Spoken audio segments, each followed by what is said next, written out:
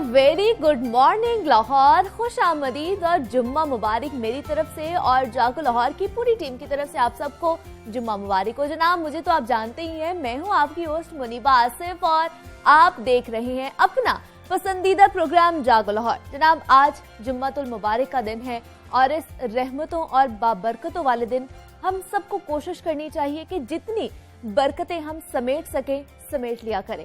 कुरान और हदीस में भी इस दिन की खास अहमियत और फजीलत भी बयान की गई है और इस दिन की फजीलत का अंदाजा इस बात से लगाया जा सकता है कि हफ्ते के 7 दिनों में से सिर्फ इस दिन के नाम पर कुरान पाक में सूरत भी नाज़िल की गई है। आप भी जुम्मा जरूर पढ़िएगा और दुरूद पाक का विर्द भी किया करे। तो चले बात करनी है, आपने कभी सोचा है कि हमारे जिस्म में होने वाले जो तमाम अफ़ाल हैं वो कैसे कंट्रोल हो रहे हैं? तो जनाब, हमारे जिस्म के तमाम अफ़ाल मुख्तलिफ किस्म के हार्मोन्स के जरिए कंट्रोल हो रहे होते हैं और हमारे जिस्म में मौजूद जो ग्लैंड्स है इन हार्मोन्स को कंट्रोल करते हैं और इन हार्मोन्स की कमी या ज्यादती मुख्तलिफ किस्म की बीमारियों की वजह बन सकती है। दुनिया भर में खवातीन की एक बड़ी तादाद थायराइड ग्लैंड से मुतालिक मुख्तलिफ बीमारियों का शिकार है। इस बीमारी की शरह मर्दों में 4 से 5% जबकि खवातीन में 10 से 12% तक होती है। जनवरी का महीना जारी है और माह जनवरी को पूरी दुनिया में थायराइड से आगाही के महीने के तौर पर मनाया जाता है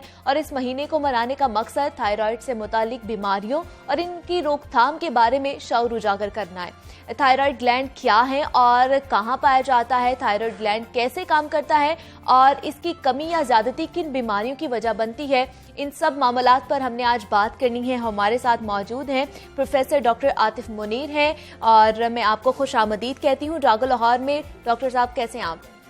थैंक यू वेरी मच। आज हमने डॉक्टर आतिफ बात करनी है उस बीमारी के हवाले से। मेरे ख्याल से बहुत से लोग हैं जिनको नहीं पता थायराइड होता क्या है, ये किस तरह ये बनता है। तो सबसे पहले तो हमारे नाजरीन को बताइए कि थायराइड कैसे फंक्शन करता है और ये होता क्या है। देखिए जी, थायराइड ग्लैंड एक गदूद है। बॉडी में बहुत सारे ग्लैंड्स मौजूद होते हैं। थायराइड उनमें से एक है। ये गले के दरमियाने हिस्से में जो आपकी विंड पाइप है, जिसे हम सांस की मेन नाली कहते हैं, उसके बाहर वाली साइड पर मौजूद है और इसका जो मेन फंक्शन है बॉडी में वो थायराइड हार्मोन बनाना। ठीक है। थायराइड हार्मोन की नॉर्मल मिकदार में हम सबको अपनी अच्छी सेहत के लिए ज़रूरत है। थायराइड हार्मोन ना सिर्फ वज़न कंट्रोल करता है, आपका जो सर्दी गर्मी लगने का मैकेनिज्म है उसको कंट्रोल करता है, याददाश्त को कंट्रोल करता है, हड्डियों और बट्ठों की मजबूती के लिए इसका पूरा होना बहुत ज़रूरी है। फीमेल्स में पीरियड्स के लिए, माहवारी के मैकेनिज्म के लिए, उसके लिए बहुत ज़रूरी है। सो इन समरी है कि इसके बहुत सारे इंपॉर्टेंट फंक्शंस हैं बॉडी में। ये हमारे जिस्म के लिए कितना ज़्यादा इम्पोर्टेंट है? ये हमारे जिस्म के लिए इंतहाई ज़रूरी है। इस हार्मोन का जो ये ग्लैंड गले में मौजूद ग्लैंड बनाता है, इसका पूरा होना यानी नॉर्मल मिकदार में जितना ही होना चाहिए उसका होना आपकी रोज़मर्रा की बॉडी फंक्शनिंग के लिए इंतहाई ज़रूरी है। तो इसकी अलामात वज़ाहिर क्या होती हैं जब हमें पता चले कि ये हम इस सिम्टम से या इस चीज़ से गुजर रहे हैं? जी देखें, थायराइड जो ग्लैंड है इसमें 2 तरह के प्रॉब्लम आ सकते हैं। एक तो ये कि हार्मोन की बहुत ज़्यादा ज्यादती हो जाए, उससे भी प्रॉब्लम आ सकते हैं, या हार्मोन की बहुत ज़्यादा कमी आ जाए, उससे भी प्रॉब्लम हो सकते हैं। जो हार्मोन की बहुत ज़्यादा कमी की अलामात हैं उसमें वज़न का बढ़ते जाना, कमज़ोरी, थकावट, हर वक्त थके थके रहना, एनर्जी कम हो जाना, बालों का गिरना, मेमोरी याददाश्त का जो है कमज़ोर होते जाना, इसके अलावा सर्दी पहले से ज़्यादा लगना, हड्डियों और बट्ठों में हर वक्त दर्द रहना, अगर फीमेल्स हैं तो उनमें जो मेंस्ट्रुअल प्रॉब्लम्स आ सकते हैं। इस तरह की अलामात इस हार्मोन की कमी से आ सकती हैं। ठीक है। और ये कहा जाता है कि माह जनवरी जो है ये इस महीने को मनाया जाता है और आपको क्या लगता है कितने लोगों को अवेयरनेस है इस चीज़ की अभी तक? जी, अवेयरनेस से पहले मैं दूसरा इसका पार्ट भी बता दूं कि अगर इस हार्मोन की ज्यादती हो जाए तो इससे बिल्कुल उल्ट अलामात आ सकती हैं। वजन कम होना शुरू हो सकता है, आपकी नींद खराब हो सकती है, उसमें भी पीरियड्स फीमेल्स के खराब हो सकते हैं, लेकिन एक दूसरी तरह से दिल की धड़कन बहुत ज़्यादा तेज़ हो जाती है और पसीना बहुत ज़्यादा आता है, पेट खराब हो सकता है, यानी उससे बिल्कुल उल्ट अलामात आ सकती हैं जो कमी में आती हैं। तो इसकी अमूमन अगर वजह देखी जाए तो क्या वजह होती है कि इनकी शुरुआत की वजह अमूमन जो ज़्यादा वजह होती है जिसकी वजह से ये शुरू होता है? देखिए, इसकी वजूहत 2-3 तरह की हो सकती हैं। जो सबसे कॉमन वजह है थायराइड की हार्मोन की कमी की या ज्यादती की, वो है जिसको हम मेडिकल टर्म्स में ऑटोइम्यून कहते हैं। ऑटोइम्यून का मतलब ये कि जो आपका अपना कुव्वत मुदाफ़ियत है, जो बॉडी में आपकी इन्फेक्शंस वगैरह को जो फाइट करता है, वो कुछ वजूहात की बिना पे आपके अपने ही थायराइड ग्लैंड के खिलाफ काम करना शुरू करते हैं। उससे उसकी कमी या ज्यादती हो सकती है। उसकी एग्जैक्ट रीजन अभी तक मेडिकल साइंस को भी पता नहीं है, लेकिन हमें यहाँ ये जरूर पता है कि ये बड़ी काबिल इलाज चीज है अगर बर वक्त तशखीस करके इलाज शुरू कर दिया जाए। अच्छा, जो आपका दूसरा सवाल था कि कितने लोगों को अवेयरनेस है, सो अभी भी कम से कम हमारे मुल्क में, हमारे माशरे में थायराइड हार्मोन या थायराइड ग्लैंड के जो मसले मसाइल हैं उसकी अवेयरनेस समझ लें कि तकरीबन ना होने के बराबर है। ठीक है। तो इस महीने का मकसद यही है कि दुनिया भर में इसकी अवेयरनेस पैदा की जाए सोशल मीडिया के थ्रू या दूसरे इलेक्ट्रॉनिक प्रिंट मीडिया के थ्रू, ताकि जो हमारी जनरल पब्लिक है अगर उनको इस किस्म की कोई अलामात आ रही हैं और वो उससे गुजरी जा रहे हैं तो हो सकता है उनको थायराइड प्रॉब्लम हो और वो अपना चेक करवा के उसका इलाज करवा के एक बेहतर और हेल्दी जिंदगी गुजार सकते हैं। और डॉक्टर आतिफ, हमें ये भी बताइए कि क्या ये सिर्फ खवातीन में ही पाया जाता है या मर्दों में भी इसकी शरह है? देखें, जो थायराइड हार्मोन के मसाइल हैं वो खवातीन में मर्दों की निस्बत 8 गुना ज्यादा है। अच्छा। इसकी एग्जैक्ट वजह भी अभी तक साइंस को नहीं पता, लेकिन हाँ ये ज़रूर पता है और ये साबित है कि ये मर्दों में हो ज़रूर सकता है, बिल्कुल हो सकता है, लेकिन ख़वातीन में इन प्रॉब्लम्स की जो शरह है वो मर्दों से ज़्यादा है, 8 गुना ज़्यादा है। अच्छा, ठीक है। और इस थायराइड की वजह से हमें और किन किन मसाइल का या किन किन बीमारियों का सामना करना पड़ सकता है? देखिए, अगर थायराइड की अलामात किसी को आ रही हैं या चल रही हैं और उसकी तशखीस नहीं हुई तो बाकी अलामात जैसे मैं बता चुका हूँ उनके अलावा कुछ लॉन्ग टर्म हेल्थ प्रॉब्लम्स भी हो सकते हैं। मसलन हार्ट प्रॉब्लम हो सकता है, ये दिल पे असर कर सकता है अगर साल हर साल तक इसकी तशखीस ही नहीं हुई तो दिल पे असर कर सकता है। इसके अलावा इसका असर याददाश्त पे बहुत आ सकता है। इसके अलावा इसका जो असर आपकी रोज़मर्रा की फंक्शनिंग है, जो आपके रोज़मर्रा के काम करने की सलाहियत है, उस पे भी आ सकता है। बट सबसे बड़ा रिस्क लॉन्ग टर्म हार्ट के लिए सेहत की बाकी उसके अलावा। तो इसका इलाज क्या है, किस तरह हम इसका इलाज करवा सकते हैं? देखिए जी, थायराइड के जो ज़्यादातर मसाइल हैं, चाहे वो थायराइड हार्मोन की कमी हो या उसकी ज़्यादती हो, तशखीस के बाद इनमें से जो 90% हैं मसले मसाइल, उनका इलाज दवाई से है। अच्छा। उसमें कुछ थायराइड के मसले मसाइल हैं जो एक दफ़ा अगर हो जाएं तो दवाई उम्र भर लेनी पड़ती है। कुछ प्रॉब्लम्स हैं जिनका जो इलाज है वो दवाई साल या 1.5-2 साल या 3 साल तक जो है ना वो दी जाती है। बड़ा रेयर होता है कि किसी को इन दवाइयों के अलावा किसी जो है ना कोई और इलाज पर, उन 2 और चॉइसेस में जो हमें किसी में करनी पड़ती हैं, अगर दवाई से कंट्रोल नहीं हो रहा या दवाई खाने के बाद वो वापस आ चुका है तो उसमें थायराइड को हम शुआएं भी लगवा सकते हैं। अच्छा। और ये शुआएं मैं बता दूं पब्लिक के लिए, ये शुआएं कैंसर वाली शुआएं नहीं है। अच्छा। ये थायराइड वाली शुआएं, इनका कोई साइड इफेक्ट नहीं होता। दूसरा ये कि फिर एक्सट्रीम केसेस में कुछ गिने चुने केसेस में हमें थायराइड का ऑपरेशन भी करवाना पड़ सकता है, लेकिन वो बड़े कम लोगों में। क्या वो ऑपरेशन वो नाड़ या वो जो गदूद है वो निकाल देते हैं आप, या वो क्या करते हैं? जी, अगर गदूद हो और गदूद किसी को थायराइड का तो उसमें हम उसका जो तशखीस है वो या अल्ट्रासाउंड स्कैन से करते हैं, जो कि हर जगह आराम से अवेलेबल है। और अगर अल्ट्रासाउंड में कोई तशवीशनाक फीचर्स हों तो फिर जैसे कहीं भी और भी गदूद हो तो उसकी बायोप्सी, एक सुई मार के उसका बायोप्सी सैंपल ले आता है। और अगर उसमें कोई खतरनाक चीज़ या कैंसर नुमा चीज़ आ रही है तो फिर उसका इलाज ऑपरेशन से किया जाता है। उस ऑपरेशन में या तो वो गदूद या गदूद वाला हिस्सा निकाल दिया जाता है या पूरा थायराइड ग्लैंड ही कई केसेस में निकाल दिया जाता है। अच्छा। और डॉक्टर आतिफ, हमें ये बताइए कि क्या थायराइड की बीमारी को डायग्नोसिस इसका आसान है या बहुत ज़्यादा मुश्किल है? नहीं जी, थायराइड की जो प्रॉब्लम्स हैं, चाहे हार्मोन की ज्यादती या कमी, उसका जो तशखीस है वो तो इंतहाई आसान है। वो सिंपल ब्लड टेस्ट से है जो कि हर लेबोरेटरी में हर जगह आसानी से अवेलेबल है। हाँ, उसकी जो आगे उसका जो ट्रीटमेंट है वो भी दवाई से है। और वो हम यूजुअली यही इनकरेज करते हैं कि आप अपने डॉक्टर से राब्ते के साथ या अपने स्पेशलिस्ट से राब्ते के साथ उस इलाज को शुरू करें, ताकि वो आपको साथ ये भी तशखीस कर सके जो प्रॉब्लम हुआ है उसकी वजह क्या है और हमने कितने अरसे तक उसका इलाज करना। और ये कितने अरसे तक चलता है? अगर थायराइड की बीमारी आपको हो जाती है तो इसकी ड्यूरेशन कितनी है? साल, 1.5 साल या सारी जिंदगी भी ये चल सकता है आपके साथ? थायराइड के कुछ प्रॉब्लम है जो कुछ महीनों में सेटल हो जाते हैं। कुछ प्रॉब्लम है जिनके लिए हमें दवाई को 1.5, 2, 2.5, 3 साल तक भी जारी रखना पड़ता है। थायराइड के कुछ प्रॉब्लम ऐसे भी हैं, मसलन थायराइड हार्मोन की अगर कमी हो जाए, थायराइड हार्मोन बनना बंद हो जाए तो उसमें कुछ केसेस में तो ये वक्ती बंदिश होती है और ये खुद रिकवर हो जाती है। कुछ कमी हो जाती है, इसकी वजह क्या होती है? देखें, कमी की वजह या तो थायराइड ग्लैंड की सोजिश है। कई बार थायराइड ग्लैंड में सोजिश होती है, वो वक्ती होती है, कुछ महीने में ठीक हो जाती है और हम कुछ महीने में दवाई की जरूरत है उसको बंद कर देते हैं। कुछ केसेस में थायराइड हार्मोन की कमी मुकम्मल होती है और हमेशा के लिए होती है। इसका मतलब ये मसला वही है जैसे मैंने बताया, कुव्वत मुदाफ़त वाला। उन केसेस में हमें थायराइड की दवाई उस थायराइड हार्मोन को रिप्लेस करने के लिए वो उम्र भर के लिए देनी पड़ती है। और ये हमें जो पेशेंट है उसको समझाना बड़ा ज़रूरी होता है कि भाई ये मुकम्मल बंद हो चुका है, अब ये दोबारा हमें पता है साइंस और रिसर्च से कि दोबारा नहीं बनेगा और आपने दवाई उम्र भर लेनी है। बट ये वो चीज़ है जो हम यानी स्पेशलिस्ट या डॉक्टर का काम है। मरीज के लिए तशखीस कराना बहुत आसान है। It's just a simple blood test. अच्छा, बस सिर्फ ब्लड टेस्ट कराएंगे और आपको पता चल जाएगा कि। लेकिन हमें ये बताइए हमारे देखने वाले नाज़रीन को कि जो मोस्ट कॉमन इनकी अलामात हैं, जो अगर ऐसी कोई अलामात आई है तो मुझे फौरन से पता चल जाए कि मुझे थायराइड है। देखिए, थायराइड की अलामात कभी कभार बाकी चीज़ों से मिलती जुलती भी हो सकती हैं, लेकिन ज़्यादातर अलामात जो मेन चीज़ अफेक्ट होती है वो वज़न है। अगर आपका वज़न अनएक्सप्लेन्ड यानी आप कोशिश भी नहीं करें और वो गिरता जा रहा है तो थायराइड हार्मोन चेक कराना लाजमी है। अच्छा। अगर आपका वज़न अनएक्सप्लेन्ड बढ़ता जा रहा है और आपकी कोशिश के बावजूद भी कम करने में उसमें मुश्किल आ रही है, तब भी थायराइड हार्मोन चेक कराना चाहिए। इसके अलावा अगर बालों का प्रॉब्लम आ रहा है, बाल बहुत ज़्यादा गिर रहे हैं, उसमें भी थायराइड हार्मोन को चेक करा लेना चाहिए, क्योंकि ये वो चीज़ है जो बड़े आराम से काबिल इलाज है। इसी तरह ख़वातीन में अगर पीरियड्स के प्रॉब्लम्स आ रहे हैं तो यानी ऊंच नीच हो रही है, पीरियड मिस हो रहे हैं, तो उसमें भी थायराइड हार्मोन चेक करा लेना लाजमी है। और कुछ लोग ये भी कहते हैं कि हम खा नहीं सकते या खाना खाया नहीं जाता या निगल नहीं पाते, क्या ये भी मसला होता है थायराइड में?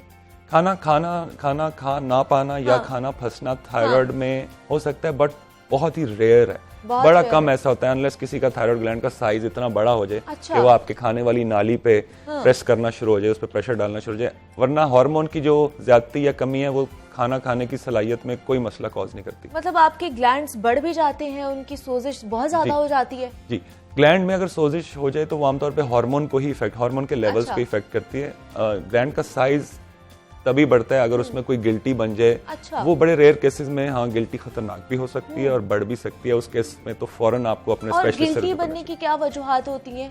देखिए, गिल्टी जो है वो थायराइड की जो 95% गिल्टी हैं वो बिनाइन होती हैं। बिनाइन से मुराद के उनमें कैंसर नहीं होता। ठीक है। उसकी वजह सोजिश भी हो सकती है। वो गिल्टियां वैसे भी बड़ी कॉमन है, जनरल पॉपुलेशन में भी बन सकती हैं बगैर हार्मोन की ऊंच नीच हुए। लेकिन ये जरूर आपके चैनल के थ्रू पब्लिक को मैसेज देने के, अगर आपको थायराइड में या गले में गिल्टी महसूस हो रही है तो प्लीज उसको डिले मत कीजिए, उसको आप फौरन अपने स्पेशलिस्ट से रुजू करें ताकि आपको वो असेस कर सके। अगर आपके अल्ट्रासाउंड की जरूरत है अल्ट्रासाउंड कर सके। हाँ, ज्यादातर गिल्टियां थायराइड की कैंसर नहीं होंगी, लेकिन हम ये भी नहीं चाहते कि वो गिल्टी को आप जो है इग्नोर करते रहें और वो बाद में कोई खतरनाक चीज ना बन जाए। और हमें क्या करना चाहिए डॉक्टर आतिफ कि हमें अपना लाइफस्टाइल किस तरह करना चाहिए? ग़िज़ाएं बहुत ज्यादा जरूरी हैं क्या इसमें? देखिए, थायराइड का जो अगेन हम साइंटिस्ट हैं, डॉक्टर्स हैं, तो थायराइड का किसी भी परहेज या बदपरहेजी से कोई बहुत ज्यादा प्रूवन लिंक नहीं है। अच्छा। थायराइड का प्रॉब्लम, थायराइड हार्मोन का प्रॉब्लम जिसको होना होता है उसको हो जाता है। इससे इसका कोई प्रूवन लिंक नहीं है कि थायराइड हार्मोन में कोई डाइट का फैक्टर। हाँ, एक चीज जरूर अगेन जनरल पब्लिक के लिए कि जो हम नमक इस्तेमाल करते हैं उसमें आयोडीन जरूर मिली होनी चाहिए। आयोडीन थायराइड हार्मोन का एक बड़ा अहम जुज़्व है। सो थायराइड हार्मोन का मुकम्मल बनने के लिए, उसकी कमी से बचने के लिए आयोडीन मिला हुआ नमक खाना इंतहाई जरूरी है। और हम में से ज्यादातर पब्लिक आजकल टेबल सॉल्ट जो पैकेट वाला इस्तेमाल करती है उसमें आयोडीन ऑलरेडी मिली होती है। सो उस एरिया में हम कवर्ड हैं। ठीक है। तो इसके अलावा और कोई ऐसी चीज नहीं है साइंस के तहत प्रूवन हो जिसका डाइट के लेने या न लेने से थायराइड को प्रिवेंट हो सके या उसका ट्रीटमेंट हो सके। डॉक्टर आतिफ, हमने ये भी देखा है कि हमारे यहाँ पे रवाज नहीं है कि हम सालाना अपना टेस्ट कराएं पूरी बॉडी का कि कहीं मसला तो नहीं है, कोई बीमारी तो नहीं हो। क्या ये भी एक वजह है बहुत बड़ी कि हमारे यहाँ पे बीमारियों की शरह बढ़ती जा रही है और हमें अवेयरनेस नहीं है? बिल्कुल आप सही कह रही हैं, अवेयरनेस उजागर करना तो बहुत जरूरी है और आज के सेशन का भी यही मकसद है। तो थायराइड का जो टेस्ट है वो हम रूटीन में तो सबको नहीं कहते करवाने के लिए। हम कहते हैं हाँ इससे कोई अलामात आ रही हैं फिर जरूर करवा लें। हाँ, लेकिन कुछ केसेस हैं जिसमें उनको रूटीन सालाना अपना बाकी टेस्ट के अलावा थायराइड टेस्ट भी करवाना चाहिए।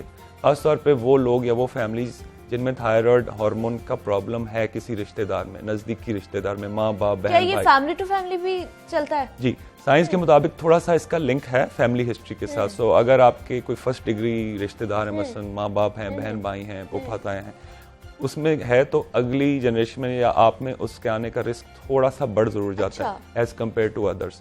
तो ऐसी फैमिलीज जिनमें ये प्रॉब्लम है, उन फैमिलीज में बाकी रिश्तेदारों को अपना थायराइड टेस्ट सालाना एज अ रूटीन करवा लेना चाहिए, ताकि प्रॉब्लम अगर शुरू हो रहा है तो उसको जल्दी तशखीस कर लिया जाए। सालाना ही कराना चाहिए या हम साल बाद कह रही हूँ, महीने बाद करा लें या 6 महीने बाद करा लें? कितने अरसे बाद थायराइड का करा लेना चाहिए हमें? थायराइड का टेस्ट 1 साल से पहले कराना जरूरी नहीं है। ठीक है, सालाना टेस्ट इज एब्सोल्युटली ओके। ठीक है। और मुझे बताइए डॉक्टर आतिफ के पाकिस्तान में कितनी ज़्यादा शरह है?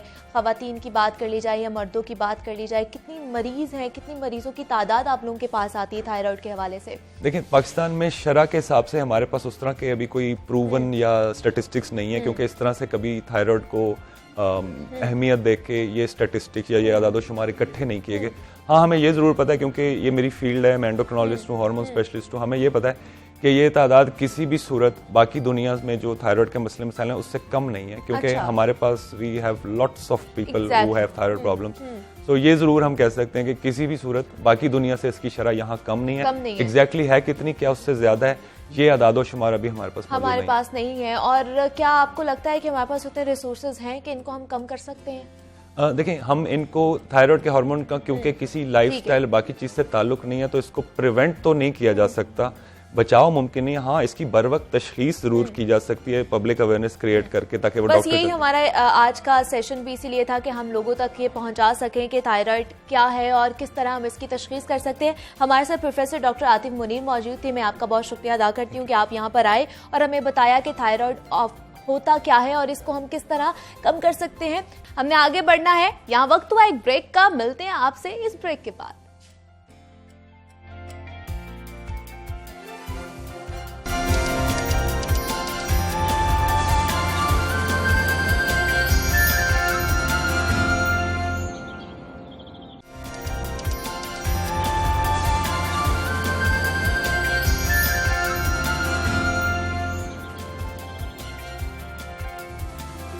वेलकम बैक जनाब and a very good morning to all. जनाब, हमने आगे बढ़ना है और इस सेगमेंट में कुछ बात करनी है उस हवाले से जो बहुत ज्यादा वायरल हो चुकी है ये चीज के क्या था, आसमान पर क्या है, क्या एलियंस आ गए हैं, क्या हो गया है? पूरे पाकिस्तान के जो लोग हैं ना इस वक्त कश्मकश का शिकार हैं, क्या एलियंस ने धावा तो नहीं बोल दिया?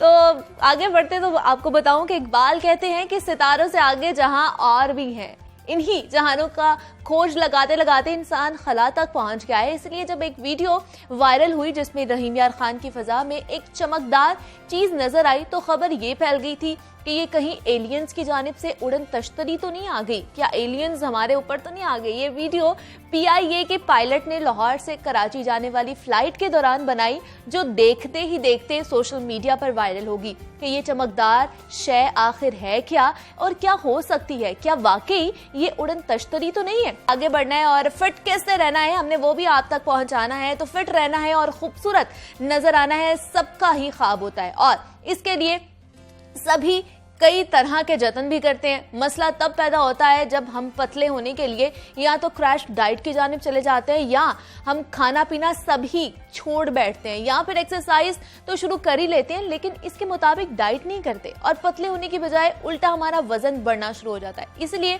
जरूरी है कि अपनी डाइट का खुद ही इंतखाब करने की बजाय किसी न्यूट्रिशनिस्ट से मशवरा जरूर ले लें, जो आपको आपकी जरूरियात के मुताबिक डाइट प्लान बनाकर देंगे। और इसी वाले से बात करते हैं, हमारे साथ मौजूद हैं माहिर ग़िज़ायात हैं जोहा अकरम है। जोहा, मैं आपको खुश आमदीद कहती हूँ। जागो लाहौर में कैसी हैं आप? अल्हम्दुलिल्लाह, मैं बिल्कुल ठीक ठाक। जोहा, आज हमने बात करनी है डाइट के हवाले से कि हम बहुत सारे लोगों को देखा है, उन्होंने वजन कम करना होता है तो वो डाइट स्टार्ट कर देते हैं। तो कितना जरूरी है बैलेंस डाइट का होना हमारे लिए?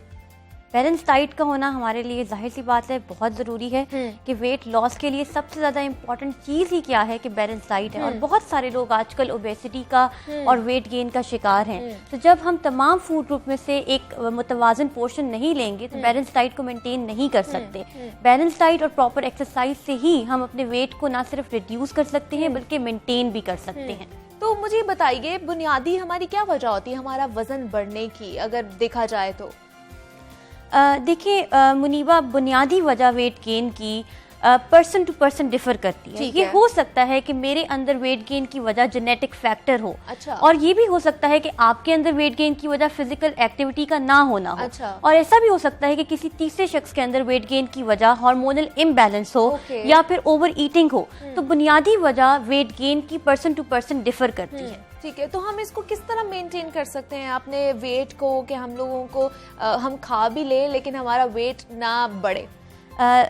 देखिए, आज ये एक थोड़ी सी मिथ बन गई है कि वेट रिड्यूस करना इम्पॉसिबल या डिफिकल्ट है।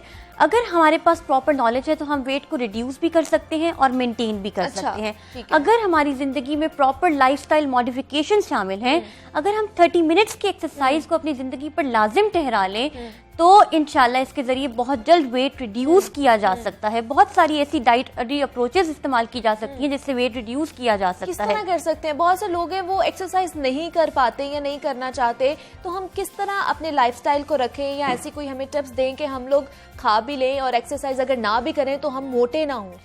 मुनीबा, ऐसे बहुत सारे लोग ऐसे हैं जो कि एक्सरसाइज के लिए टाइम नहीं निकाल सकते, बिल्कुल और वो ऐसे ही है। बेशक इस बात की उम्मीद और चाहत रखते हैं हाँ। कि उनका वेट रिड्यूस हो जाए। हाँ। तो आज बल्कि मैं आपके शो पे आई भी इसीलिए हूँ ताकि ऐसे लोगों को खास तौर पे कुछ टिप्स दे सकूं।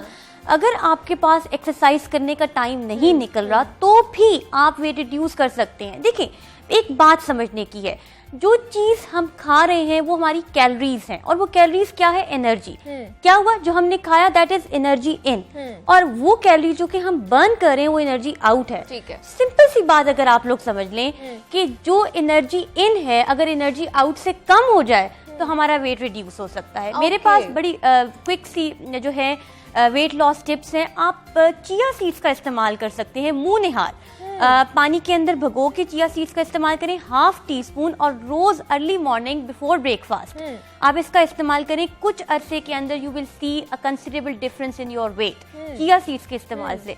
बस ये बात को गौर कर लें कि वो अच्छे तरीके से स्वेल हो जाए पानी के अंदर, और फिर आप उसको कंज्यूम करें, क्योंकि अगर वो स्वेल नहीं होगा तो स्टमक में एलर्जी हो सकती है इस कुछ वजह लोग से। ये भी कहते हैं जोहा कि हम उनको मुंह में रखें और ऊपर से पानी पी लें, इस तरह भी लोग खाते हैं, उन्हें मुंह में रखें और पानी पी लें चिया सीड्स को। चिया नहीं, इस तरह नहीं, आप पानी के अंदर भगो के उसको इस्तेमाल करें, उसका ज्यादा इफेक्ट आएगा। जो अगर मुंह के अंदर आप इस तरह रखेंगे तो इसका मैंने आपको बताया कि अगर चिया सीड्स, उसकी एक प्रॉपर जो फिनोमिना है वो ये है कि अगर वो पानी के अंदर स्वेल नहीं होगा तो इसकी वजह से स्टमक के अंदर एलर्जी हो सकती है। उसको पानी के अंदर भगो के it will take 15 to 20 minutes. तो आप उसको पानी बेशक ओवरनाइट भगो के रख दें और सुबह उसको कंज्यूम कर ले। पानी के अंदर भगोना उसको जरूरी है ताकि वो स्वेल हो जाए, ये जरूरी है। और बहुत से लोग हमने देखा है कि डाइट जब स्टार्ट करते हैं या उन्होंने वेट लूज करना होता है तो वो सुबह गर्म पानी के अंदर शहद मिला के पी रहे होते हैं, लींबू मिला के पी रहे होते हैं, या इससे भी इफेक्ट होती है आपकी बॉडी?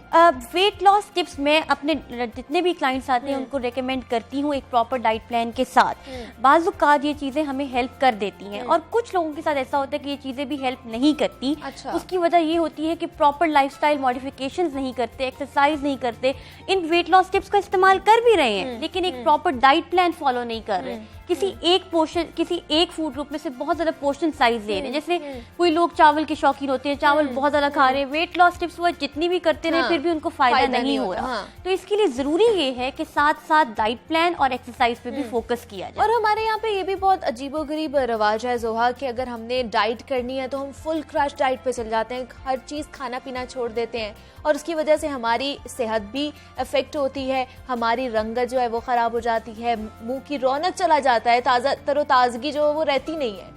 बिल्कुल। क्रैश डाइट के हवाले से सबसे पहले तो मुनीबा मैं ये बताना चाहती हूँ सबको, तमाम व्यूअर्स को, कि हमें ये पता होना चाहिए कि क्रैश डाइट बेसिकली है क्या? हाँ। एक ऐसी डाइट जो कि आप फॉलो कर रहे हैं शॉर्ट पीरियड ऑफ टाइम के लिए और वो भी रैपिड रिजल्ट्स के लिए, इसका नाम क्रैश डाइट है। ठीक है। अब होता इससे ये है कि जब हम क्रैश डाइट करते हैं तो हमारी बॉडी के अंदर वो न्यूट्रिएंट्स जिनकी हमें जरूरत है, एसेंशियल, उनकी कमी हो जाती है। उसकी वजह से क्या होता है, फिर हम स्टूप डाउन करते हैं, then we feel sluggish, then we feel tired, then we feel sleepy. Exactly. बहुत सारे लोगों को इसमें कार्डियक स्ट्रेस का मसला हो जाता है और उनको पता भी नहीं चलता। होता। अच्छा। बहुत सारे लोगों को डिहाइड्रेशन का मसला हो जाता है, पैल्पिटेशंस का मसला हो जाता है। तो मैं क्रैश डाइट को बिल्कुल भी रिकमेंड नहीं करूंगी। एक प्रॉपर डाइट प्लान फॉलो करें, लाइफस्टाइल मॉडिफिकेशंस करें, डिसिप्लिन तरीके से तो आपका क्या कहना है, अगर हमें डाइट करनी है तो हमारा क्या डाइट प्लान होना चाहिए, हमें कितने पोर्शन में खाना चाहिए, अगर हम नाश्ता कर रहे हैं तो क्या हमें ग़िज़ाएं लेनी चाहिए इस चीज़ में? हमें अगर मुतवाज़िन ग़िज़ा लेनी है उसके लिए सबसे ज़्यादा अहम ये है कि हम हर फूड ग्रुप में से थोड़ा सा पोर्शन अपनी डाइट के अंदर शामिल करें। ठीक है। मीट में से 2 to 3 सर्विंग साइज लें, मिल्क और मीट में से 2 to 3 सर्विंग साइज लें, फ्रूट्स और वेजिटेबल्स में से 3 to 4 सर्विंग साइज लें, होल ग्रेन सीरियल वेजिटेबल्स में 6 to 11 सर्विंग्स बनती हैं। और अंडे का इस्तेमाल भी किया जा सकता है। ऑल्टरनेट डेज पर हफ्ते में 3 दफ़ा अंडे का इस्तेमाल भी किया जा सकता है। और देखा जाता है कि कुछ लोग एग डाइट कर रहे हैं, बनाना डाइट कर रहे हैं, सिर्फ उन्होंने बनानाज ही खाने हैं पूरे दिन में, या अंडे डाइट एग्स डाइट कर रहे हैं तो उन्होंने अंडा ही खाना है पूरे दिन में।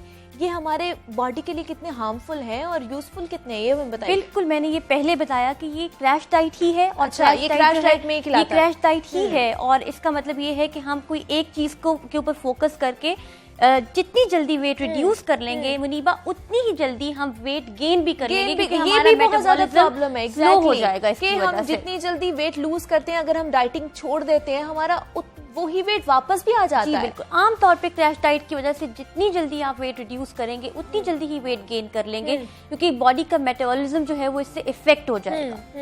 तो हमें कुछ लोग नाश्ता भी छोड़ देते हैं, खाना भी छोड़ देते हैं। नाश्ते के वाले से बताइए, वो कितना इम्पोर्टेंट है हमारे लिए? नाश्ता सबसे ज़्यादा ज़रूरी है। और बहुत सारे लोग ये आप बहुत जगह पे सुनने को मिलता है कि नाश्ता बादशाहों की तरह करना चाहिए। बिल्कुल, आपने अपना दिन शुरू करना है, एक पूरा दिन, और पूरा दिन आपका नाश्ते, अगर ब्रेकफास्ट अच्छा होगा, हेल्दी होगा, तो उसका इफेक्ट पूरा दिन आपके मूड पर भी रहेगा। पूरा दिन आपकी प्रोडक्टिविटी बेहतर रहेगी अगर नाश्ता हेल्दी होगा तो। उसके अंदर कार्बोहाइड्रेट्स का भी पोर्शन शामिल करें, प्रोटीन्स का पोर्शन भी शामिल करें नाश्ते के अंदर। और वो लोग जो एक्सरसाइज के शौकीन हैं और वो सुबह उठते साथ एक्सरसाइज करते हैं, तो एक्सरसाइज से 1 घंटा पहले नाश्ता कंज्यूम करें। ठीक है। और जोहा में ये बताइए, इंटरमिटेंट फास्टिंग भी कुछ होती है, वो कौन लोग करते हैं और कौन कर सकते हैं, इस हवाले से भी हमें बताइए। इंटरमिटेंट वो लोग जिनको लगता है कि उनके लिए ये बेहतर है, तो वो इसको किसी प्रॉपर क्लिनिकल न्यूट्रिशनिस्ट और डाइटिशियन या डॉक्टर से कंसल्ट करके इस तरह की कोई चीज जो है उसको कर सकते हैं। और कितना जरूरी है, पहले आप न्यूट्रिशनिस्ट के पास जाएं, वो ज्यादा अच्छे तरीके से आपको प्लान बता सकते हैं कि आप ये खा लें, ये खा लें। यहाँ पे बहुत सारी ये भी देखा है कि अगर एक कोई प्लान कर रहा है, अगर उसने प्लान बना लिया है कि मैं डाइटिंग प्लान ये कर रहा हूँ, तो दूसरा भी वही डाइटिंग प्लान कर रहा होता है। जी बिल्कुल। और ये बॉडी टू बॉडी कितना वैरी करता है। वो तो अगर उसने रिड्यूस कर लिया है तो क्या पता आपको इस चीज की जरूरत नहीं है। जरूरी नहीं कि एक चीज जो कि दूसरे शख्स पर हेल्पफुल है और उसको बेनिफिट करिए, वो हमें भी बेनिफिट करे।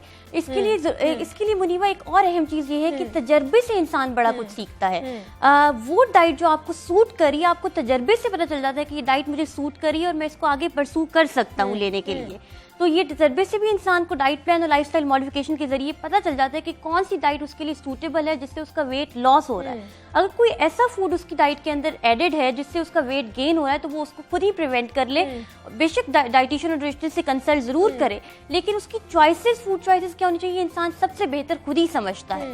तो हम अभी जैसे सर्दियों का मौसम चल रहा है, तो हमें बताइए कि सर्दियों में अगर हमने डाइट करनी है तो हम कौन सी सब्जियां खा सकते हैं, कौन से फल खा सकते हैं, कौन सी ग़िज़ाएं खा सकते हैं?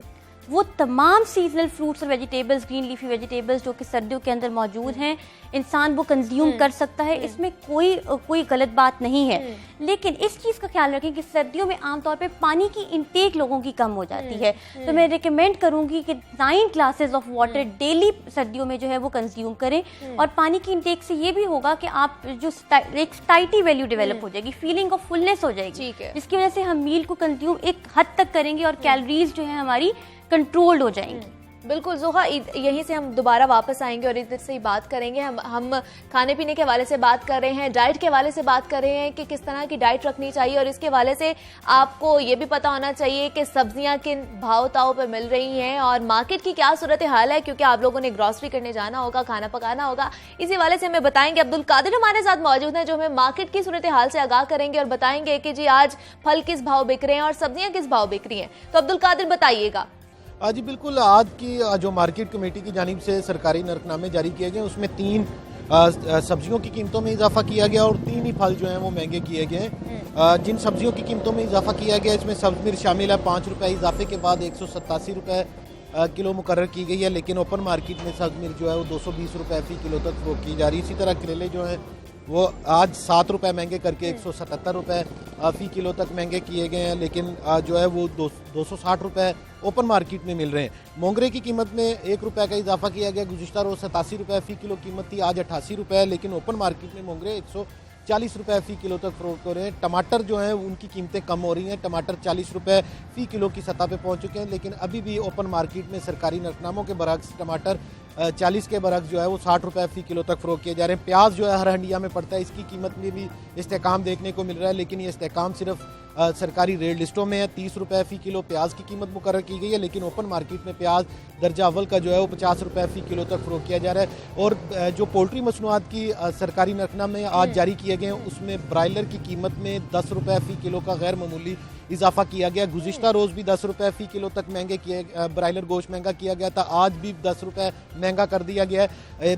277 रुपये से कीमत बढ़ाकर 287 रुपये फी किलो कर दी गई है और 2 दिनों में ब्रायलर जो है वो 20 रुपये फी किलो तक महंगा हो चुका है, जबकि रवां हफ्ते ब्रायलर जो है वो 40 रुपये फी किलो तक महंगा हुआ है। 247 रुपये अतवार के रोज़ जो है कीमत सरकारी नरखनामों में मुकर्रर की गई थी। मुसलसल इजाफे के बाद आज 287 रुपये फी किलो की सतह पर पहुंच चुकी है और फार्मी अंडों की कीमत जो है वो 137 रुपये दर्जन की सतह पर बरकरार है। गुज़िश्ता 5 रोज़ से फार्मी अंडों की कीमतों में कोई रद्दोबदल नहीं किया जा रहा है, क्योंकि खपत और सप्लाई, डिमांड एंड सप्लाई जो है वो बेहतर है, जिसकी वजह से अब्दुल कादिर मदनी हमें मार्केट का अहवाल बता रहे थे और बता रहे थे कि चिकन जो है वो बढ़ चुका है, 10 रुपये इजाफा हो गया है चिकन की कीमतों में। अगर आपने हंडिया में आज चिकन पकाने का इरादा किया था तो जनाब उसी हिसाब से पैसे लेके जाइएगा। दोबारा चलते हैं जोहा अकरम की तरफ, माहिर गिज़ायात हमारे साथ मौजूद हैं। जोहा, हमें बताइएगा डिटॉक्स वाटर भी इस्तेमाल किया जाता है डाइटिंग में, इस हवाले से हमें बताइए। बहुत सारे लोग डिटॉक्स वाटर को इस्तेमाल करते हैं, लेकिन मुनीबा मैं यहाँ पे यही कहूँगी कि वो चीज़ जो आपको सूटेबल है सिर्फ उसी का इस्तेमाल करें। मेरे पास बहुत सारे क्लाइंट्स ऐसे आए हैं जिन्होंने कहा है कि डिटॉक्स वाटर को इस्तेमाल करने के बाद उनको ब्रीदिंग के प्रॉब्लम्स इश्यूज हुए हैं, इसलिए जो चीज़ आपको सूट नहीं कर रही उसको आप छोड़ दें और वो चीज़ उस चीज़ को अडॉप्ट करें जो आपको ज़्यादा सूट करिए, आपके तजर्बे में वो ज़्यादा बेहतर है।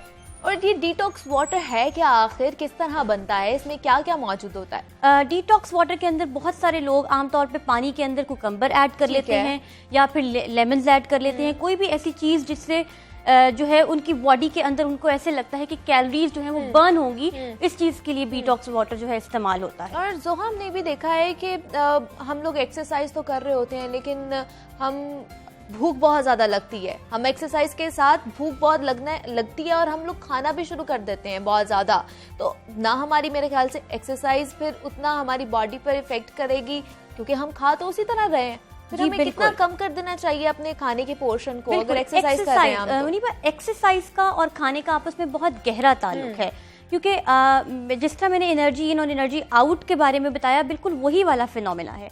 बहुत सारे लोग एक्सरसाइज करते हैं और उनको बहुत ज़्यादा भूख लगने लग जाती है, तो उसकी वजह से उनका वेट ज़्यादा भी गेन हो जाता है। इसलिए मैं रिकमेंड करूँगी कि एक्सरसाइज करने के बाद कार्बोहाइड्रेट या प्रोटीन पोर्शन में से कुछ लें, ताकि satiety level feeling of fullness आपके अंदर आए।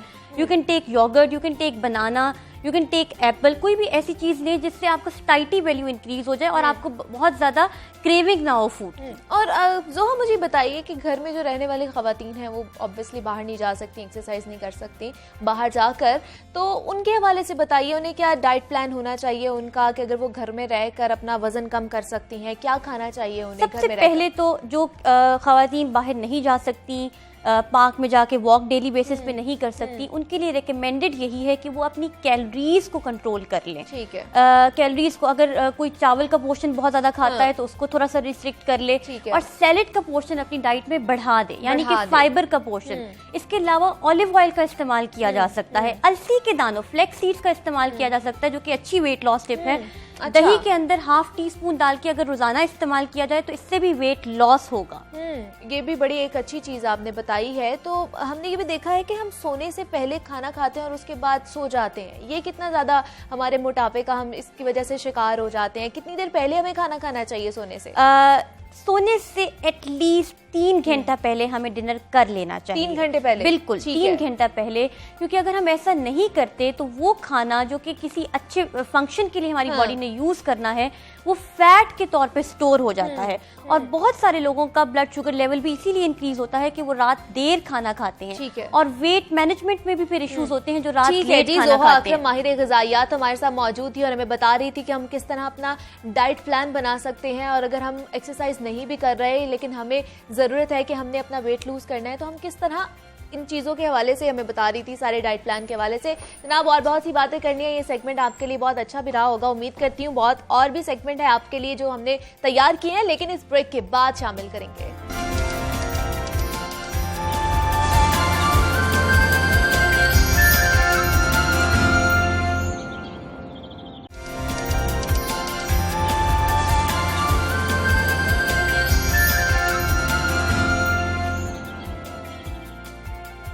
वेलकम बैक जनाब and a very good morning to all. इस सेगमेंट में हमने उस टॉपिक पर बात करनी है, उस इशू के बारे में बात करनी है जो हमें खराब कर रहा है, हमारे माशरे को खराब कर रहा है। सोशल बिहेवियर्स पर बात करनी है हमने। जनाब आपने कभी ना कभी सुना ही होगा कि तुम्हें तो गोल रोटी नहीं बनानी आती, तुम ससुराल में क्या करोगी, तुम्हारा तो रंग काला है, इतनी उम्र हो गई है अभी तक रिश्ता क्यों नहीं हुआ, पढ़ लिख कर क्या करना है तुमने, चूल्हा ही तो संभालना है भाई।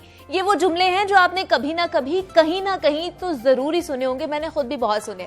हमारे माशरती रवैयों की तर्जुमानी करते ये छोटे छोटे जुमले जो होते हैं ना, सुन कर लड़कियां थक जाती हैं। कई बातें ऐसी हैं जो साल साल से चली आ रही हैं, जैसे ही रंगत पर तबसरा करना, जैसे उसके वजन को तनकीद का निशाना बनाया जाता है। अगर लोग गहरी रंगत के अफराद, खास तौर पर अगर लड़कियां हो ना, तो उनका मजाक उड़ाया जाता है कि तुम्हारा तो रंग काला है, तुम सांवली हो। अगर किसी का कद छोटा होता है तो उसे बोनी कहा जाता है या उसे ठिगनी कहकर पुकारा जाता है। ये मामला सिर्फ खवातीन तक महदूद नहीं रहा, ये दूसरे रुख भी है इसका, मर्दों के साथ भी ऐसा बर्ताव किया जाता है। हमारे माशरे में लड़कों को भी जज्बात से आरी समझा जाता है, और अगर कोई लड़का अपने एहसासात का इजहार करे तो उसे नापसंदीदगी की निगाह से देखा जाता है। ऐसे ही जुमले लड़कों को भी सुनने को मिलते हैं। अगर कोई लड़का खाना पकाने में अपनी बीवी की मदद करे तो उसे जोरू का गुलाम कहा जाता है। जनाब क्या कभी आपने सोचा है कि आप ये छोटा सा जो आपका जुमला है ये किसी को कितनी अजियत पहुंचाएगा, उस पर क्या असर छोड़कर जाएगा? हमारे अल्फाज हमारे माशरती रवैयों और सोच की अक्कासी करते हैं। ये जुमले इंसान की नफ्सियात और समाजी जिंदगी पर क्या असरात मुरतब करते हैं, इस सब पर हमने आज बात करनी है। हमारे साथ मौजूद हैं अबीहा शलूम है, माहिर नफ्सियात हैं। अबीहा मैं आपको खुश आमदीद कहती हूँ जागो लाहौर में। कैसी हैं आप? मैं ठीक ठाक, आप कैसी हैं? मैं भी ठीक ठाक। अबीहा आज हमने वो इम्पोर्टेंट टॉपिक पर बात करनी है जो हम भी सुन कर थक गए हैं, वो जुमले, और हमारे साथ साथ मर्दों को भी इस चीज में घसीट रहे हैं हम लोग। मतलब माशरती रवैये हमारे क्यों ऐसे हो गए हैं कि हम अगले की तजलील करके चले जाते हैं, लेकिन हम सोचते नहीं है कि हमारे इन जुमलों से अगले के ऊपर कितना असर पड़ सकता है। बिल्कुल मुनीबा, बात यह है कि पहले जो जमाना था, जैसे हमारे पेरेंट्स के बारे में बात करें तो उस जनरेशन में बहुत ज्यादा मीडिया या सोशल मीडिया नहीं था। अब जैसे जैसे सोशल मीडिया बढ़ता जा रहा है, आपको पता है डेली बेसिस पे ब्लॉग्स और व्लॉग्स की बेइंतहा बम्बारमेंट हो रही होती है, और हम सबके पास बहुत इजी एक्सेस है हर चीज की।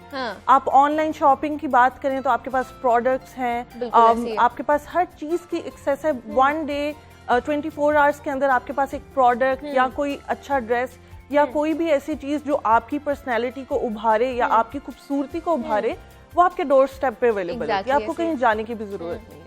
तो पहले जमानों में ये चीजें अवेलेबल नहीं थी, लेकिन अब इनकी अवेलेबिलिटी जैसे जैसे बढ़ती जा रही है तो कंपैरिजन बढ़ता जा रहा है। ठीक है, आपको हर रेट में हर चीज अवेलेबल होती जा रही है। आप देखें सेलिब्रिटीज को हम सारे बहुत कॉपी करते हैं। उस सेलिब्रिटी ने ये पहना तो वो ट्रेंड सेट कर देगा कि पूरी अब सारी लड़कियां जो है वो ये पहने, अब लॉन्ग शर्ट्स हैं तो अब शॉर्ट शर्ट्स हैं। तो हम लोगों ने बहुत ज्यादा कंपैरिजन बिल्डिंग कर दी है, मुकाबला बहुत ज्यादा आ गया। और जहां आपने लड़कियों की बात की, आपने लड़कों की भी बात की कि लड़कों के ऐसा साथ दुबा दिए जाते हैं, उन्हें कहते हैं जी आपने जिस बात का इजहार नहीं करना। हालांकि देखा जाए, और पुराने जमाने में ये होता था कि जी मर्द रो नहीं सकता, अभी भी एक ये अभी भी है कि जी तुम लड़के हो, तुम नहीं रो सकते। एग्जैक्टली। तो देखें, मेरा सिर्फ एक बहुत छोटा सा पॉइंट ऑफ व्यू है कि अल्लाह ने जब इंसानों को बनाया है तो ये चीज हमारी पर्सनालिटी को क्रश नहीं कर देती, हमें दबा नहीं देती। बिल्कुल।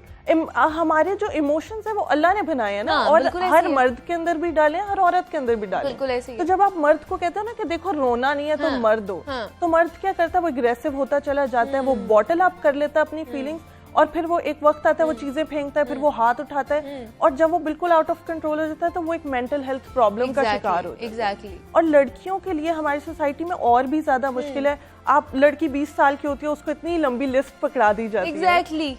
कि अब- मतलब 20 साल की है तो तुमने अब पढ़ के क्या करना है, अगले घर ही जाना है ना, तुमने जॉब करनी है, क्या करनी है। मतलब ये हम किस तरफ जा रहे हैं, हमारे माशरती इतना बिगाड़ क्यों पैदा हो रहा है हमारे रवैयों में? एक तो मैं कहूंगी सोशल कंपैरिजन की मैं ठीक बात है। कर चुकी हूँ। दूसरा, हम लोग खुद से भी अपनी जो फैमिली मेंबर्स हैं या पीयर ग्रुप है या हमारे फ्रेंड्स हैं, हम उनको खुद इजाजत देते हैं कि हमारे फ्लॉज के बारे में बात करें। अच्छा। क्यों? क्योंकि जब भी आप किसी के सामने बैठे हैं, अगर मुनीबा मैं आपके सामने बैठी हूँ और मैं कह रही हूँ आज तो मेरे बाल बहुत बुरे लग रहे हैं, मेरा कंप्लेक्शन कितना खराब हो गया, हमारे जहन में दिन में 7,000 सोचें आती हैं, एग्जैक्टली। जिसमें से 6,000 नेगेटिव होती हैं नेगेटिव होंगी। और 1,000 पॉजिटिव होती हैं। अब हमने खुद को इतना ट्रेन कर लिया है ना कि हमारा दिमाग ऑटोमेटिकली नेगेटिव थॉट के बारे में ही बात करेगा। और एक बात होती है बॉडी इमेज के बारे में मैं बात करूंगी यहाँ पे। बॉडी इमेज कहते हैं बेसिकली जो आपका दिमाग अपनी बॉडी को जिस तरह से देखता है उसे आप बॉडी इमेज कहते हैं। ठीक है। उसकी वजह से आपकी सेल्फ एस्टीम यानी कि आपकी अपनी एवेल्युएशन अपने जात के बारे में क्या है उस पर बहुत असरअंदाज होता है। कुछ लोग ऐसे होता है जो शीशे में देखते हैं, आपको पूरी दुनिया कह रही है आप बहुत खूबसूरत है, लेकिन आप खुद को खूबसूरत नहीं लग रहे हाँ होते। आप खुद को देखते हैं तो आपको अपने अंदर छोटे छोटे हाँ, फ्लॉज नजर हाँ, आने लग जाते हैं। और शीशे में जब आप देखते हो आप बार बार देखते हो अच्छा मेरे में ये भी फ्लॉ है, मेरे में वो भी फ्लॉ है, तो आप जिसके साथ अपना कंपैरिजन बिल्ड कर रहे हो तो आप ये सोचो तो मुझे उस जैसा बनना। लेकिन मीनवाइल हम ये भूल जाते हैं कि देखें हम इंसान है, मेरे जैसी कार्बन कॉपी कोई पैदा नहीं हुई, आपके जैसी कोई कार्बन कॉपी पैदा नहीं हुई, सो हेड टू टो आपकी अपनी सिस्टर आप जैसी नहीं हो सकती। तो फिर हम किस तरह अपनी सेल्फ एस्टीम को जो है वो बरकरार रखें, हम खुद को किस तरह मोटिवेट कर सकते हैं? अच्छा, मैं स्पेशली उन लोगों की बात करूंगी क्योंकि लड़कियों में और मर्दों में भी एंजाइटी बहुत ज्यादा बढ़ती जा रही है। एग्जैक्टली। और खास तौर पर इन जैसे जुमले जो हमारे रवैये हमारे पे कसे जाते हैं, जो मैं अभी बात भी कर रही थी, इनकी वजह से हमारे दिमागी नफ्सियाती मरीज और हम खुद भी अगर इस नस्ल की बात की जाए तो बढ़ते जा रहे हैं हमारे। मुनीबा, एक रिसर्च कहती है कि अब की रिसर्च है ये, 5 लोगों में से एक इंसान को डिप्रेशन या एंजाइटी का वो शिकार होता जा रहा है। तो देखें ये रेशो कितनी बढ़ती जा रही है। क्यों बढ़ती जा रही है? क्योंकि एक तो हम लोगों ने अपने आप को मॉडल कर लिया इस तरह से कि जी हम नेगेटिव थॉट की तरफ ही जाएंगे। अब आप देखेंगे घर से बात शुरू होती है। अगर एक मदर है वो बहुत कॉन्शियस है अपनी फिजिक को लेके, अपनी डाइट को लेके, और वो कह रही है ये खाना है ये नहीं खाना है, and she is being obsessive, तो आप एक बच्चे को मैसेज कन्वे कर रहे हो ना कि आप अपनी आपकी बॉडी जो है वो आपके लिए सेफ प्लेस नहीं है। आपने दुनिया की बात सुननी है। और ये कोई बुरी बात नहीं है। अपने ऊपर मेहनत आप तब करें जब आपको लगता है कि ये मेरे लिए जरूरी है। यू नो, आप एक्सरसाइज तब करें जब आपको लगे कि मेरी सेहत के लिए जरूरी है। आप वो डाइट चूज करें जिसमें आपको लगता है कि आप खा के कंफर्टेबल हैं। आप वो स्टाइल चूज करें जिसमें आप कंफर्टेबल हो। ये नहीं कि हमने दूसरे को देख के अपनी अक्कासी आपको करने की जरूरत नहीं। जो कहते हैं ना दूसरे को देख के खुद नहीं चपेड़ अपने मुंह पे जी, मार देनी बिल्कुल, चाहिए, अपना मुंह बिल्कुल। नहीं लाल करना चाहिए दूसरे को देख के। तो ये बहुत ज्यादा मेरे ख्याल से हो रहा है। हम दूसरों को देखते हैं जी इनका बड़ी अच्छी लाइफ है या मेंटेन है तो हमें भी इस तरफ जाना है। मुझे लगता है पेरेंट्स को शुरू करना चाहिए। मैं इसकी कोपिंग की तरफ आती हूँ। पेरेंट्स को चाहिए कि वो अपने बच्चे को ये कॉन्फिडेंस दें कि देखो जो भी आपकी फिजिक है, जो भी बॉडी है, जो भी आपके फेशियल फीचर्स हैं, कुछ लोग होते हैं अपने फेशियल फीचर्स को लेके बहुत ज्यादा होते हैं कि अच्छा मेरा नाक तो नहीं बहुत बड़ा लग रहा, मेरी आंखें तो नहीं छोटी, नहीं एनहांस कैसे किया जा सके। अब आप ये देखें लोग कितनी सर्जरीज की तरफ जा रहे हैं। एग्जैक्टली ऐसे ही है। और उसका कितना ज्यादा साइड इफेक्ट है। और यहाँ पे हमारे सर्जन्स को भी मैं टारगेट करूंगी कि सर्जन्स बजाय इसके कि वो पकड़ के प्लास्टिक सर्जरी कर देते हैं, वो क्यों नहीं देखते कि हमने पहले इस इंसान की नफ्सियात के बारे में पढ़ना है। मे बी उसको फिजिकली कोई मसला ही ना हो, उसकी परसेप्शन अपने बारे में जो है वो डिस्टॉर्टेड हो, वो खराब हो।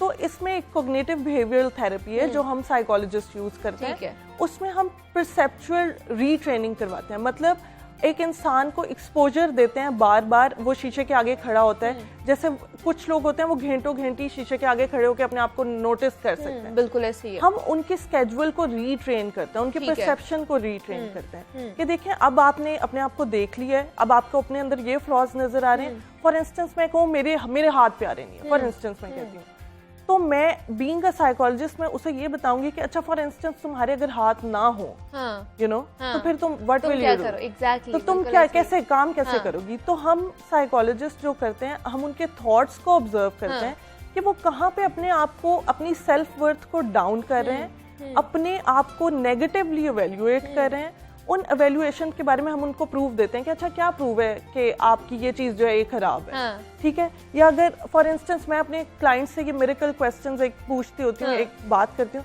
कि अच्छा अगर तुम अपनी दोस्त के पास जाओ और तुम उससे जाके कहो कि XYZ मुझे ना अपनी स्किन बहुत बुरी लगती है और मेरा नाक मुझे बहुत बड़ा लगता है और मुझे लगता है सारे मुझे देख रहे हैं और मेरा मजाक उड़ा रहे हैं। तो बीइंग अ फ्रेंड आप अपने फ्रेंड को क्या कहोगे कि देखो तुम्हें इसकी अफादियत के बारे में सोचना चाहिए। दूसरा, तुम अपने आप को जितना नेगेटिवली इवेल्युएट करोगी, तुम दुनिया के सामने जब वर्बलाइज करोगी ना कि मेरा नाक बहुत बुरा है, सारी दुनिया खड़ी हो जाएगी, कहेंगे हाँ ऐसा ही है, चाहे उन्होंने नोटिस किया हो या ना किया हो। आप खुद भी ज्यादा बता देते हो कि यार मेरे में ये फॉल्ट है या जो भी है, तो लोग फिर वो ज्यादा नोटिस करने शुरू हो जाते हैं और आपको क्रिटिकली इवेल्युएट करते हैं। बिकॉज हम लोगों की ट्रेनिंग पॉजिटिव ही नहीं है। अब जैसे एक बात होती है, हम कहीं पे भी जाते हैं तो कहा जाता है 4 लड़कियां बैठती हैं तो गॉसिप शुरू हो जाती है। वो गॉसिप हर दुनिया के बारे में हो रही होती है, लेकिन मैं ये जेंडर स्पेसिफिक बात नहीं करूंगी, गॉसिप आदमी भी करते हैं। ये नहीं है कि औरतें ही गॉसिप कर रही हैं, आदमी भी बैठ के कर रहे होते हैं, पूरी उनकी बैठक लगी होती है, गॉसिपिंग चल रही होती है वहां पर भी। तो ये जो हमने जेंडर के साथ स्पेसिफिक कर दिया ना ब्यूटी का कंसेप्ट, वो हमें नहीं करना चाहिए। अब आप देखें, आपने एड्स देखी होंगी तो हमारे पास कितनी फेयरनेस क्रीम्स की एड आती है जो मर्दों के लिए बहुत ज्यादा इन फैशन हो गया। अब मर्दों का ब्यूटी का कंसेप्ट फर्क है, वो अपनी मैस्कुलिनिटी पे बात करते हैं, उनके जरा मस्कुलर होने पे वो ज्यादा फोकस करते हैं, ब्रॉड होने पे ज्यादा फोकस करते हैं। ऑन द अदर हैंड हम लड़कियां जो हैं हम थिन होने पे या गोरे होने पे किया जाता है, एग्जैक्टली, या अपनी डेलिकेसी पे ज्यादा फोकस कर रहे होते हैं। तो हर इंसान के लिए जो अपना नजरिया है अपने बारे में वो बहुत जरूरी है। जब आपके बारे में अपना नजरिया खराब है ना, तो अभी हम मुझे बताइए, हम खुद के हवाले से तो बात कर ही रहे हैं, हमारे जो तालीमी इदारे हैं वो कितना अहम रोल प्ले करते हैं इस चीज में, हमारी पर्सनालिटी बनाने में भी और खराब करने में भी? देखें बहुत ज्यादा रोल है। स्कूल्स, कॉलेजेस, यूनिवर्सिटीज का बहुत ज्यादा रोल है। एक तो अभी आप यूनिवर्सिटीज या कॉलेजेस में देखें तो वहाँ पे हम लोगों ने कोई फंड रेजिंग एक्टिविटी करनी होती है ना, हम कहते हैं फैशन शो करा देते हैं, इसको देखने के लिए लोग पैसा जाया करेंगे, लगाएंगे, ठीक है। तो हमने खुद से एक एक्टिविटी इनिशिएट कर दी, हमने एक सेट कर दिया पैटर्न कि अच्छा अगर हमने ब्यूटी का कंसेप्ट देना है तो लोग पैसे लगाएंगे, ठीक है। अब इसके बजाय अगर हम इन पे सोशल अवेयरनेस की बात करें तो हमें खुद चाहिए कि हम लोग प्रमोट करें ऐसी एक्टिविटीज को जिसमें हम पॉजिटिविटी के बारे में बात करें, सेल्फ ग्रूमिंग के बारे में बात करें, अपनी सेल्फ एस्टीम को बूस्ट करने के बारे में बात करें। हम लोग सिर्फ ब्यूटी के पीछे भाग रहे हैं, हम ये नहीं सोचे कि हम दूसरे से कैसे यूनिक है, हमारी स्किल्स कैसी हैं, ठीक है, हमारी फीचर्स किस तरह के अच्छे हैं, जो हमारी पर्सनैलिटी के फीचर्स हैं। मैं फेशियल फीचर्स की बात नहीं कर रही यहाँ पे। पहले तो आप अपने बच्चों को बचपन से ट्रेन करना शुरू करें, उन्हें कॉन्फिडेंस दें। ये बात मैं बहुत ज्यादा कहती हूँ कि कॉन्फिडेंस की वजह से आपकी खूबसूरती है। आपकी खूबसूरती जिस तरह आप अपने आप को प्रेजेंट करते हैं, चलते हैं, उठते हैं, बैठते हैं, बात करते हैं, वो आपकी ब्यूटी है, ठीक है। एक एक्सटर्नल ब्यूटी होती है, एक इंटरनल ब्यूटी होती है। तो जो आपके इनर ब्यूटी है आपने उसको इनहेंस करने पे फोकस करें, externally you will look good. ये मेरा मानना है और ये मेरे बहुत ज्यादा क्लाइंट्स जिनको मैं ट्रेन करती हूँ उनका भी बिलीफ सिस्टम। हम ये थॉट्स बदल के बना देते हैं कि आपने अपने इंटरनल कामों पे, अपनी इंटरनल थॉट्स पे, एंजाइटीज पे काम करना है।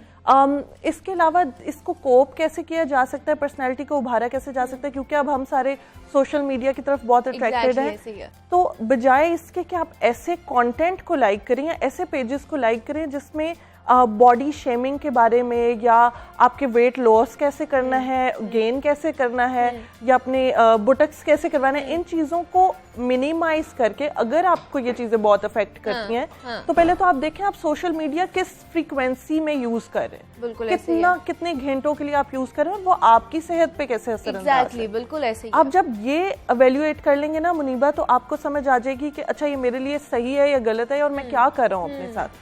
सेल्फ अवेयरनेस पहले तो अपने अंदर हमें लेके आनी आपको चाहिए। पता होना चाहिए कि आपके लिए क्या सही है क्या गलत है, खुद को पहचानने की ज्यादा जरूरत है मेरे ख्याल से। अबीहा शलूम हमारे साथ मौजूद थी, माहिर नफ्सियाती। मैं आपका शुक्रिया अदा करती हूँ अबीहा कि आप यहाँ पर आई हैं। जनाब, पर्सनालिटी के हवाले से हमने बात की है, बॉडी शेमिंग के हवाले से हमने बात की है कि हम किस तरह उसको ठीक कर सकते हैं, जो हमारे माशरती बिगाड़ पैदा हो चुके हैं उनको किस तरह ठीक कर सकते हैं। जनाब, आज का हमारा वक्त खत्म हो चुका है और कल दोबारा इसी वक्त इसी मकाम पर आपके साथ मुलाकात होगी। और मुझे इजाजत दीजिए, अपनी दुआओं में याद रखिएगा और खुद की भी ख्याल रखिएगा।